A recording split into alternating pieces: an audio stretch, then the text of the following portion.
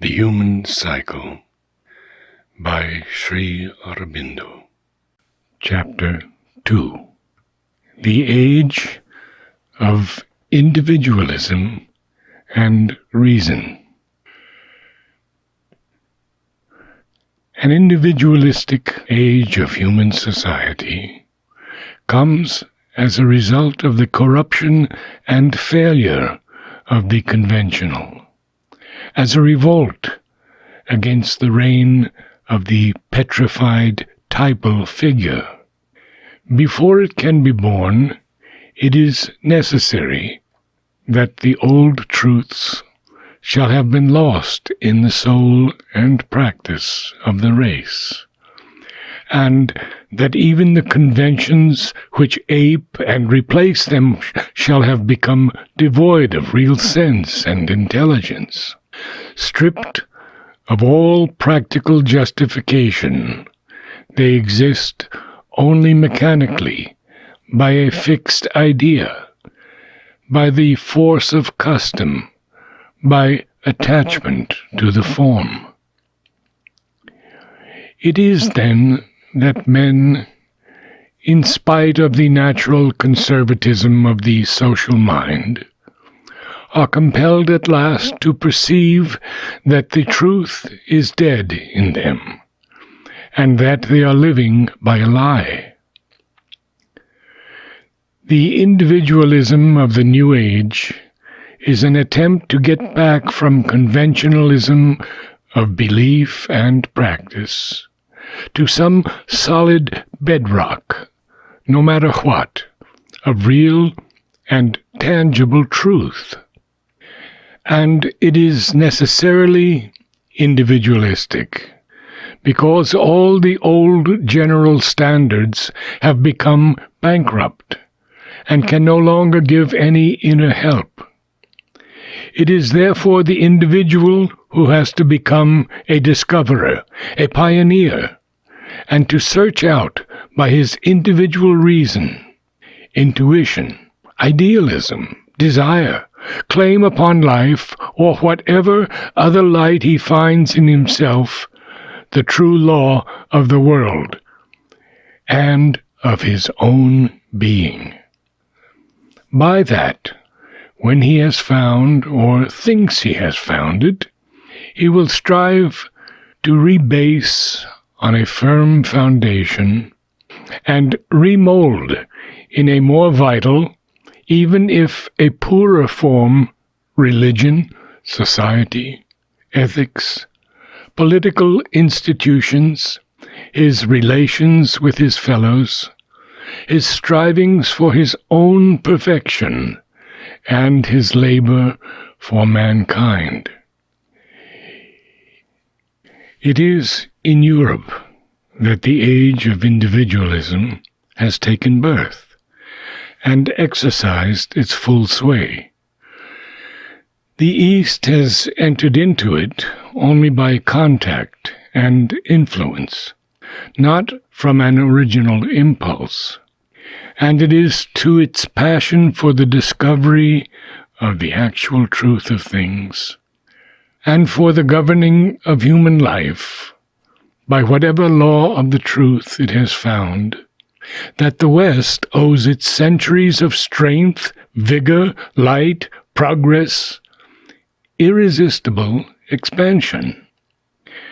Equally, it is due not to any original falsehood in the ideals on which its life was founded, but to the loss of the living sense of the truth it once held, and its long, contented slumber in the cramping bonds of a mechanical conventionalism, that the East has found itself helpless in the hour of its awakening. A giant, empty of strength, inert masses of men who had forgotten how to deal freely with facts and forces, because they had learned only how to live in a world of stereotyped thought and customary action.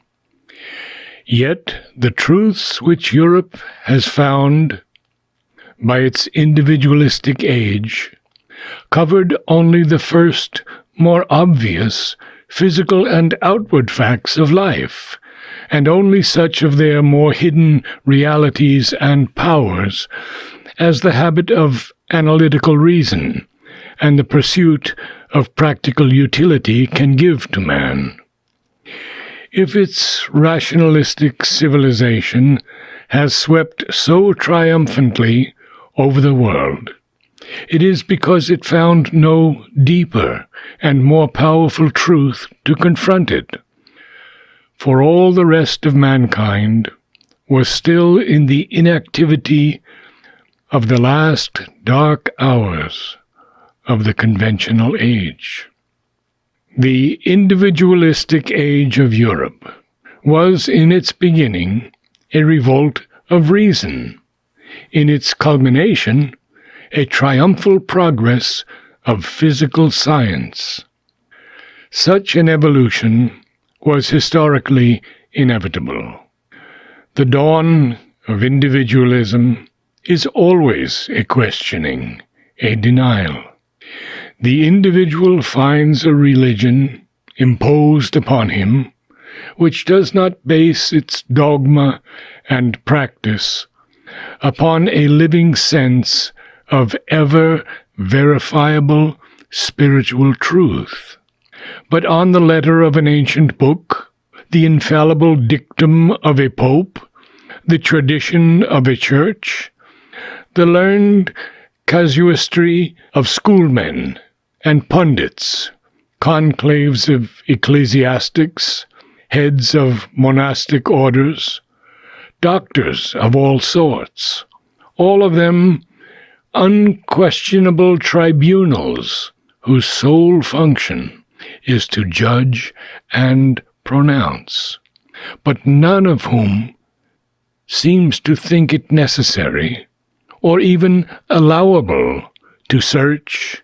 test, prove, inquire, discover.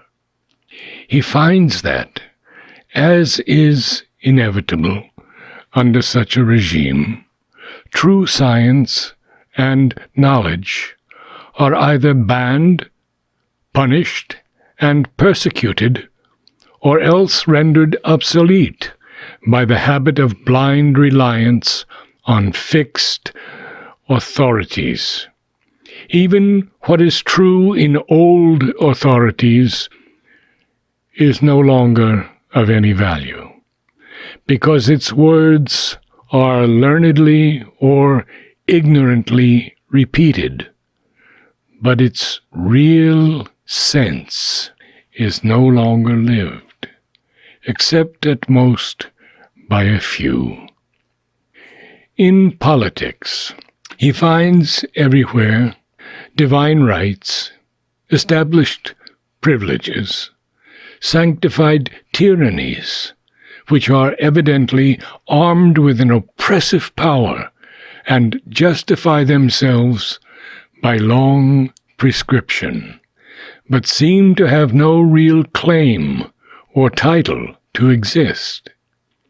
In the social order, he finds an equally stereotyped reign of convention, fixed disabilities, fixed privileges, the self-regarding arrogance of the high, the blind prostration of the low, while the old functions, which might have justified at one time such a distribution of status, are either not performed at all, or badly performed, without any sense of obligation, and merely as a part of caste pride.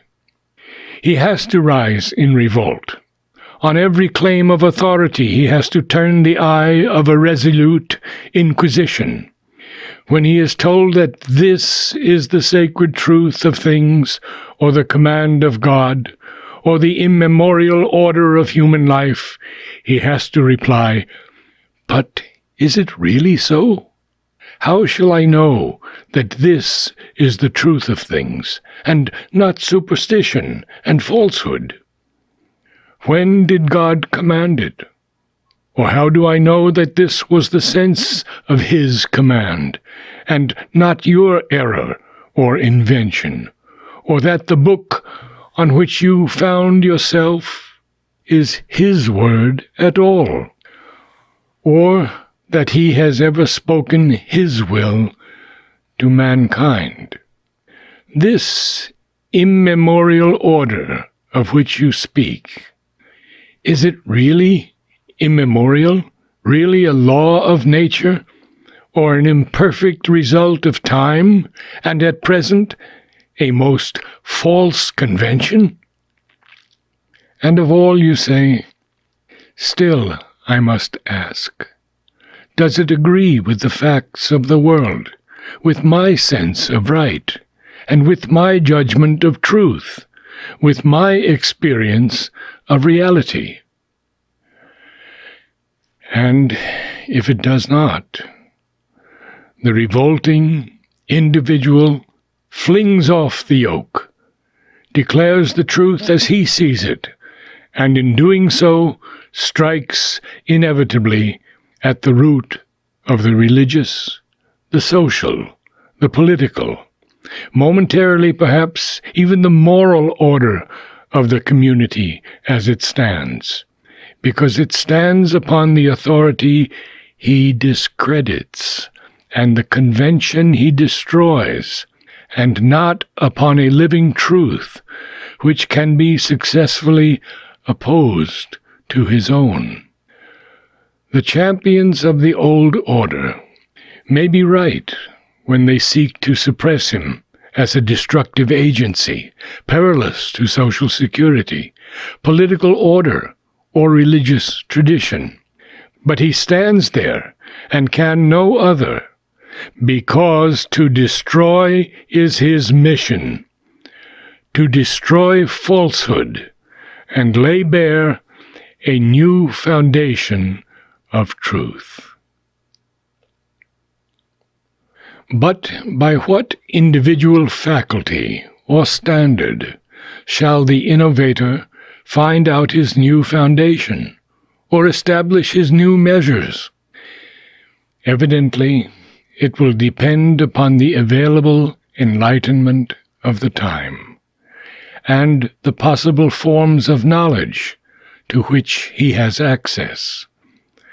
At first it was in religion a personal illumination, supported in the West by a theological, in the East by a philosophical reasoning.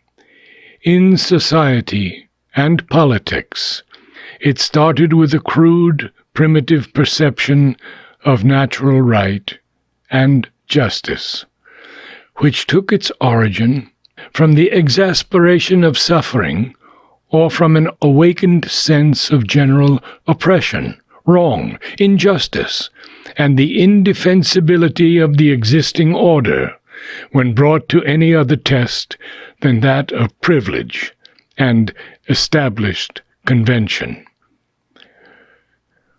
The religious motive led at first.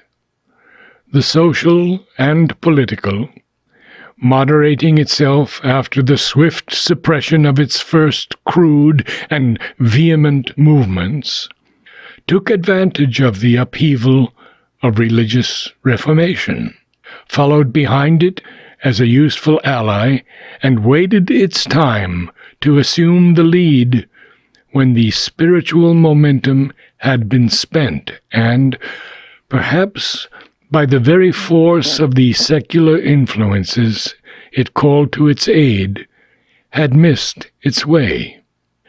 The movement of religious freedom in Europe took its stand first on a limited, then on an absolute right of the individual experience, and illumined reason to determine the true sense of inspired Scripture and the true Christian ritual and order of the Church. The vehemence of its claim was measured by the vehemence of its revolt from the usurpations, pretensions, and brutalities of the ecclesiastical power, which claimed to withhold the Scripture from general knowledge, and imposed by moral authority and physical violence its own arbitrary interpretation of sacred writ, if not indeed another and substituted doctrine, on the recalcitrant individual conscience.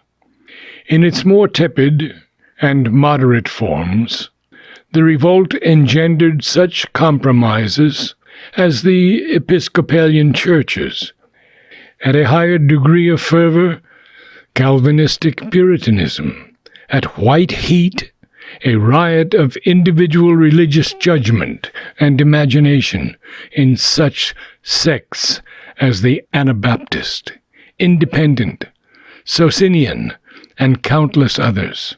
In the East, such a movement, divorced from all political or any strongly iconoclastic social significance, would have produced simply a series of religious reformers, illumined saints, new bodies of belief with their appropriate cultural and social practice. In the West, atheism and secularism were its inevitable and predestined goal. At first, questioning the conventional forms of religion, the mediation of the priesthood between God and the soul, and the substitution of papal authority for the authority of the Scripture, it could not fail to go forward and question the Scripture itself, and then all supernaturalism, religious belief, or super-rational truth, no less than outward creed and institute. For eventually, the evolution of Europe was determined less by the Reformation than by the Renaissance. It flowered by the vigorous return of the ancient Greco-Roman mentality of the one, rather than by the Hebraic and religio-ethical temperament of the other. The Renaissance gave back to Europe, on one hand, the free curiosity of the Greek mind, its eager search for first principles and rational laws, its delighted intellectual scrutiny of the facts of life by the force of direct observation and individual reasoning. On the other, the Roman's large practicality and his sense for the ordering of life in harmony with a robust utility and the just principles of these things. But both these tendencies were pursued with a passion, a seriousness, a moral and almost religious ardor, which, lacking in the ancient Greco-Roman mentality, Europe owed to her long centuries of Judeo-Christian discipline. It was from these sources that the individualistic age of Western society sought ultimately for that principle of order and control which all human society needs, and which more ancient times attempted to realize first by the materialization of fixed symbols of truth, then by ethical type and discipline, finally by infallible authority or stereotyped convention. Manifestly, the unrestrained use of individual illumination or judgment, without either any outer standard or any generally recognizable source of truth, is a perilous experiment for our imperfect race. It is likely to lead rather to a continual fluctuation and disorder of opinion than to a progressive unfolding of the truth of things. No less, the pursuit of social justice through the stark assertion of individual rights or class interests and desires, must be a source of continual struggle and revolution, and may end in an exaggerated assertion of the will in each to live his own life and to satisfy his own ideas and desires, which will produce a serious malaise or a radical trouble in the social body.